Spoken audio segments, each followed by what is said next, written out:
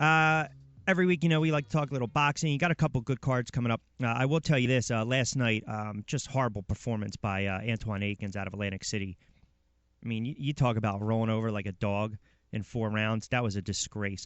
Anthony Juice Young, an AC native, is going to be fighting Friday. So we'll probably lock him in tomorrow. But Xavier Porter does a great job covering boxing for BrooklynFights.com. Covers a lot of fights around the country as well as in New York, and he's kind enough to join us for a couple moments. What's going on, Xavier? Hey, how's everything out there? Everything is going well. Appreciate a couple moments, and let's get right into it. I was looking forward to the Porter conference call. That was canceled, but let's get into the Porter-Thurman fight. I know you're not going to cover that one. You'll cover the Crawford-Lundy fight. But as far as you look at this fight, to me, on paper, this is kind of a pick-em. I mean, when you look at it, you look at what Thurman has done, but you also look at the competition that Porter has faced his last 3, 4, 5 bouts. But how do you handicap this one? That's a good question. These guys, they're both pretty good. Porter, he's a come forward type fighter. He doesn't back down. He has good power also. But Thurman, I believe also he has pretty good boxing technique. And he has that one-hitter quitter, one-time Thurman. So I think the fight may go the distance. It's going to be a rough fight because Porter loves to get on the inside. He loves to, he loves to battle on the inside. And I think if Porter, he keeps his hands up and he makes it a rough, tough fight, as he does with a lot of his other opponents, he might be victorious in this one. Yeah, and I look at the fights that Porter had against Alexander, Paulie Malignaggi, Broner. Those are fights where Porter, you mentioned he's more of a aggressive fighter. Yeah, he is a pressure-packed fighter. That's his style. Trained by his dad, Kenny Porter.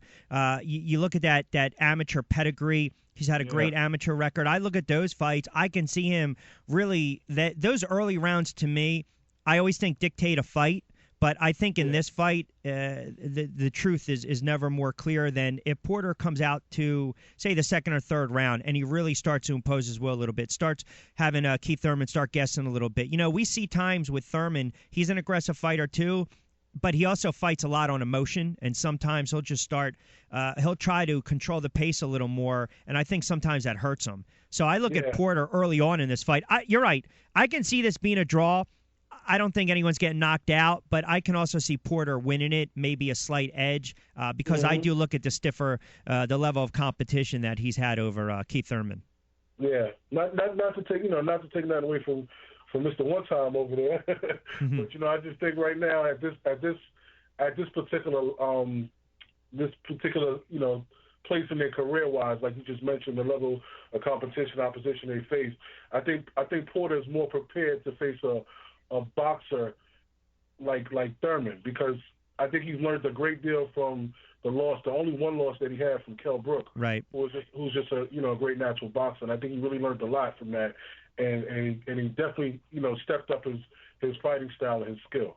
Yeah, so I think he'll be able to kind of make it rough, make it tough for Thurman, and like you just mentioned, Thurman may get a little confused, may get a little tired in there conditioning-wise, and Porter just ride the wave out to the end of the fight. And the one thing, the one edge with Thurman is, again, aside from who he's fought, his knockout ratio, and we know 26-0, glossy record, 22 knockouts, 81% knockout rate. When you look at Thurman, you look at the lesser opponents, but in a close fight, you give the edge because of some of these assets, some of that innate ability to just always have that ring generalship late in a fight. If he brawls a little bit, I want to see how the legs hold up.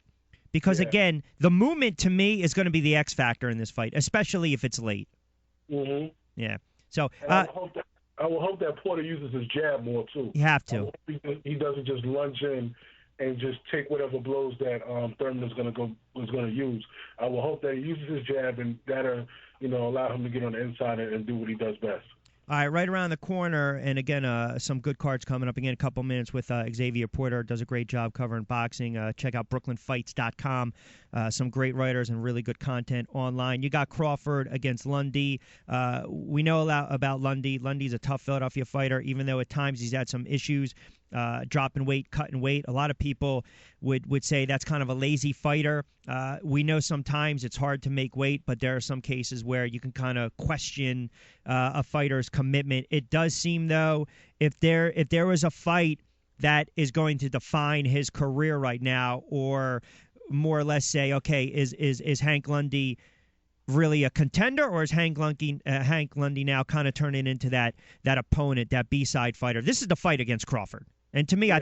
I think again on paper, it has the makings to be a very entertaining fight. Absolutely, I agree. And I've had an opportunity to interview Hank Lundy myself. He gave me a great article. And one thing about Hank, I gotta say, with regards to the weight, his thing is he stays in a range where he can make 140 to 135. And this fight right here, he is really focused. He is really determined. He's been wanting a big fight like this for quite some time. At one point, Hank, at one point in his career, he was one of the top guys in his division. Sure. And everybody wanted him. He was fighting on ESPN and Showtime and HBO, and a few tough losses in his career kind of put him where he's at now, where everybody's looking at him as a possible journeyman or just another named fighter.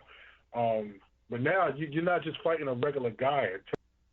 This guy, Terrence Crawford, he does some things in that ring that are unbelievable, and he's talented all around. He has great reach. He knows how to use his jab from both angles, from the southpaw orthodox style. He's very smart in the ring. He takes his time. He picks apart his opponents, and he knows when to add pressure. And like I said, he knows how when to use his reach and let a person come in, and he can just snap back with that. He can just snap back with the right jab with straight left, or the opposite way with the jab in the right hand. So, Hank is also a switch hitter. He could fight orthodox and southpaw also. So that's what makes this fight so intriguing that a lot of fans are really aware of. They match up very well. It's like a younger version. A younger version of an older version. Yeah. And this is going to be a really, really good fight. The trash talking is there. It doesn't matter if Terrence Crawford is from Nebraska. It didn't matter if Hank was from Philly. These two fighters want to get it on. They're going to get it on, and their style of fight is just going to make it so perfect when that bell goes ding. I'm just so blessed and so thankful to be there to cover it, because it's going to be a fantastic night. It's going to be a fantastic. I don't want to say that Lundy has to win the fight. I think he really has to have one of the best performances of his career, because we know the sport. You can lose a fight and look bad losing a fight, and then you fall off the face of the earth. But sometimes you gain more from a really good loss, so to speak, than a bad loss. But you're right. I mean, when I think of complete fighters, it doesn't matter in any respect of weight class. I think of Terrence Crawford. I want to switch gears real quick. You had an opportunity. You wrote a nice piece. A lot of people don't realize some of the young fighters coming out of the DMV, Baltimore, Maryland, Virginia, Washington, D.C. Mike Reed, you did a real interesting piece on. We're going to see him in action in a couple of weeks. And I don't think people really understand the amateur pedigree that this kid has. But you talk about another one of those young rising boxers and prospects. That's Mike, yes, indeed, Reed. Yeah, and Mike is right there at 140 also. He's an up-and-coming super lightweight.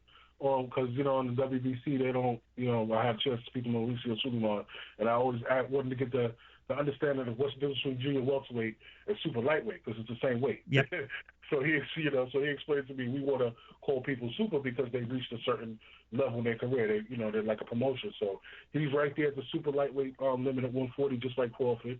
And I truly believe if Manny and Crawford would have had the fight take place, Mike Reed probably would have been able to get some sparring with Terrence Crawford and to better his technique, because he's a great southpaw also. He's a natural, good, gifted, young, talented southpaw with a great amateur background. He's sparred with the best out. He's sparred with Hank Lundy.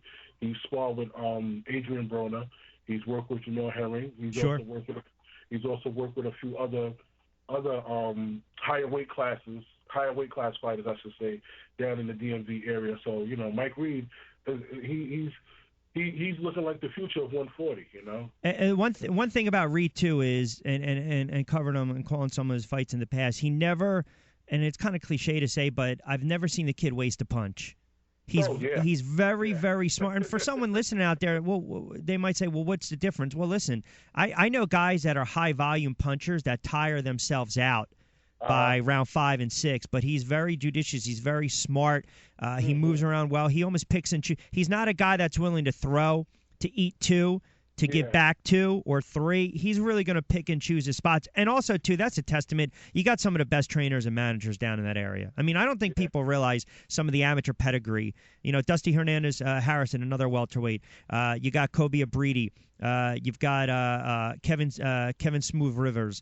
You've got some great young fighters down there. Devontae Davis. Yep. You got Big Hawkins. You got Dominic Wade. That little geographic on the planet right there in the DMV area. Damon Nicholson. Yep. Yeah. Good fighters down there, man. You know, so people are going to take notice to the Baltimore, Virginia, and Maryland area. I mean, in D.C. area. There's some good fighters over there. Yeah, absolutely. Hey, listen, before I let you get out of here, and again, a couple minutes with Xavier Porter from BrooklynFights.com, what do you have working on the website? Anything that we should keep an eye out for this week or next week? I know you mentioned that you'll be covering the Lundy and the Crawford fight, but anything we should keep an eye out for?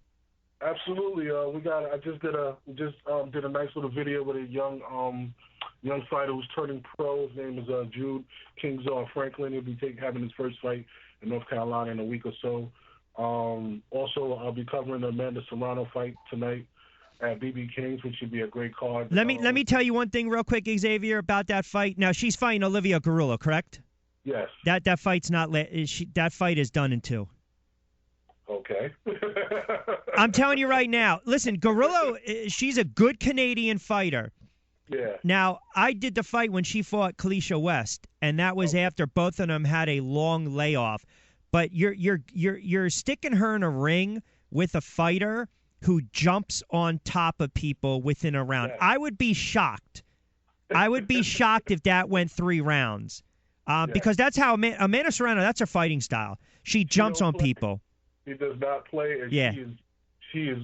Oh, I love her. I love the way she. So basically, what I'm saying is, if you're going to start your rap, you might as well start it from the 3rd round, and then you can kind of recap the 1st and the 2nd round. But I could be wrong. Oh snap! Well, if that happens, so be it. You know. So we have that. I'm gonna be covering that also, and I got a few more articles coming out with a few people we've been in contact with. You know, and We're doing a lot of things. We just in a few weeks, I will say probably at the end of this week or next week, we're going to be putting our hats online. Nice. We got some hats coming out. We also have boxing wraps, and we're looking to do a lot of things. We're looking to network and collaborate with a lot of people out there because, you know, what we do at BrooklynFights.com is we truly care about the sport, and we're not just here to report or write. You know, we really want to invest our heart in it. Yeah. And share to the world exactly what fighters go through, and not just fighters, but trainers and promoters, everything, to understand what the sport is all about from inside out. Yeah. So that way, when a fan is looking at a fighter for the first time or for the 5th or 6th time, they can say, I understand what this person has put in to get to this point now, because it's a lot of hard work from all parties to get that person to go into that ring and fight the next opponent. So that's what we want to do with BrooklynFights.com and share that with the world. Yeah, well said, and should be more sites out there like that. Hey, appreciate it, pal. You know, we'll be in touch. I look forward to get you back on again, and keep up the great work. Thanks a lot, Rich. Appreciate you, and appreciate having me on BrooklynFights.com, and see you soon.